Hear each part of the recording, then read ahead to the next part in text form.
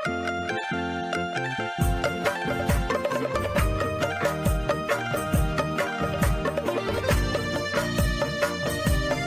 Morning, जय माता दी, राम राम सबको। और आज की सुबह में फिर से आपका स्वागत।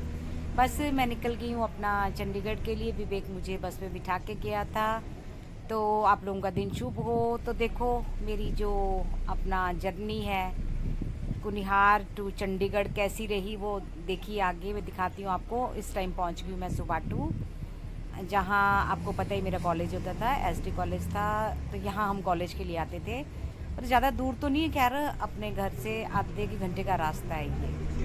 तो आई लव सुबाथू, बहुत प्यार है इस जगह से। और इतना गंदा सफ़र रहा ना मेरा। आप ना रोड देखना, आगे आपको देख के पता चल जाएगा। इतना गंदा रोड था, बस पता है क्या चल लग रहा था, ऐसा लगता जैसे नीचे से ना कोई जैक लगा रहा है, ऊपर उछाल रहा है, फिर नीचे मतलब पूरे रास्ते ना मेरी, मैं क्या बताऊँ आपको भी क्या हाल हुआ। बहुत गंदा रास्ता था। तो देख लो बस मेरे हिमाचल का आज का ये अपना आखिरी ब्लॉग है। देखो ज़रा धर्मपुर, अपना सुबाथू टू धर्मपुर बहुत गंदा रास्ता है भाई। ये पता है क्या है, आप डेवलपमेंट कर रहे हो, लेकिन जहाँ तक मेरा ख्याल है जो डेवलपमेंट हुई ना, इतनी मतलब बर्बादी हुई है ना रास्तों की। तो आप ये देखो ज़रा, बहुत कोई जगह एक भी पॉइंट ऐसा नहीं था जहाँ पे, ये देखो ये रोड़ी जो रखी है ना वो उसी के लिए रखी है जो अपना इन्होंने रोड बनाने का काम कर रहे हैं। बस जहाँ इन्होंने ढांके अपना उखाड़नी शुरू की ना, नीचे खोदनी शुरू की है ना, तो पूरी ढांके जो है वो सड़क पे आ गई हैं। जगह जगह इतने पत्थर आए हुए थे ना, तो देख के घबराहट हो रही थी। बहुत बुरा हाल है, बहुत बुरा हाल है। बस क्या कहें, पूरा ही रास्ता का चंडीगढ़ तक यही हाल है। लेकिन जो अपना सुबाटू से धर्मपुर तक था ना, वो तो मैं आपको बता ही नहीं सकती थी। मुझे ना अफसोस हो रहा था भी, मैं काश यहाँ से जो है वो बाय प्लेन होता कोई रास्ता तो बड़ा था। और बस मैं पहुँच गई अपना नेशनल हाईवे पे। अब फिर भी थोड़ा सा रास्ता ठीक है, लेकिन इस रास्ते में पत्थर बहुत आते हैं तो डर ही लग रहा है। तो चलो देखो मेरा सफ़र।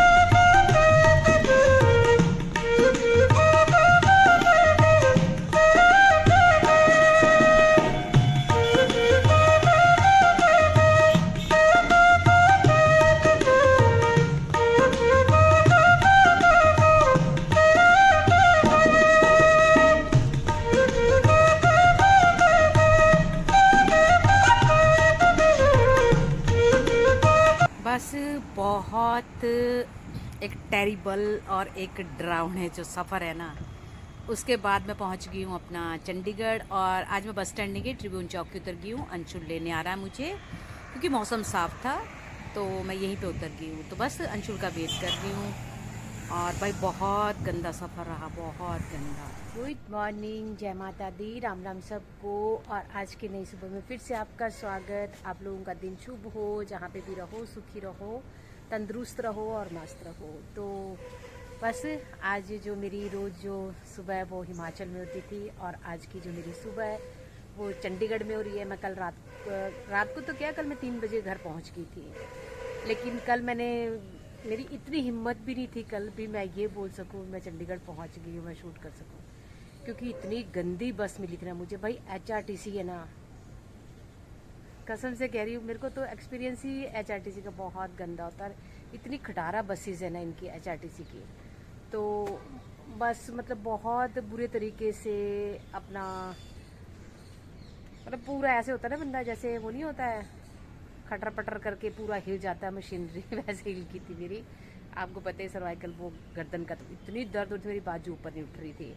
और मतलब इतने गड्ढे। और आपने मेरे पिछले ब्लॉग में देखा तो होगा भी कैसे, मतलब बस मतलब ये तभी बस बिल्कुल भी नहीं, मतलब ये एक पल के लिए भी नहीं, एक सेकंड भी ऐसा था ना भी रुक जाती है अपना हिचकोले खाने से, वो नहीं रुक रही थी।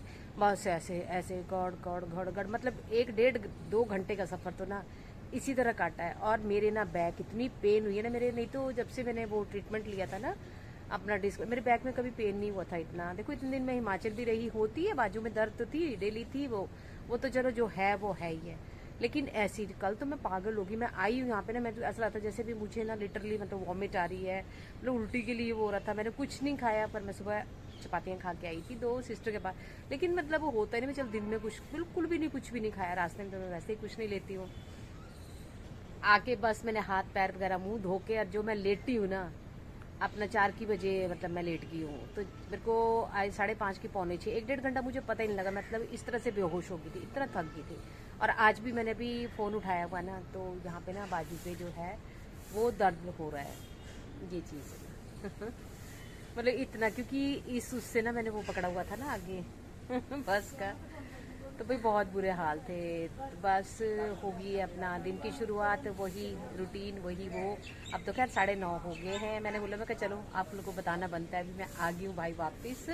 तो बस कल की मेरी फिर आगे की यात्रा है, वो आपको आगे देखने वाले ब्लॉग्स में भी मिल जाएगा, अभी मैं कहाँ जा रही हूँ, कल फिर कहीं जा रही हूँ। तो बस अपना रेबू चली गई, आज जल्दी जाना था उसने ऑफिस, वो निकल गई है। बस मैं सुबह, अब वो आदत पड़ी है ना सिस्टर के पास की, यहाँ तो मैं ये सोचती थी, मैं कहा बच्चे ये ना सोचे भी खटर पटर कर रही है, उठ गई है, मैं उठ के या तो वॉक चली जाती थी, या बच्चे उठ के मैं कहा चल बहुत दिन बाद आई हूँ बच्चों को ये, क्योंकि ये भी कल बाहर थे, ये भी नहीं थे, ये अपना स्वर्ण मंदिर गए हुए थे, गोल्डन टेम्पल। रेचल और रिब्बू ये भी रात को 9:30-10 बजे घर पहुँचे हैं।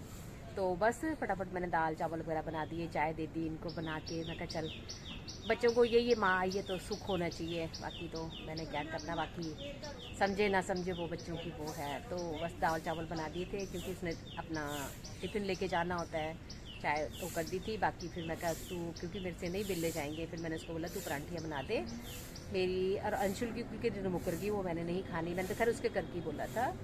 तो बस चलो कैसा रहता है कैसा नहीं रहता है दिन देखूंगी। आज बहुत बिजी है, क्योंकि अभी मैंने पैकिंग करनी है, आपको पता 6-7 दिन से मैं हिमाचल थी, तो देखती हूँ क्या क्या करती हूँ क्या क्या नहीं करती हूँ।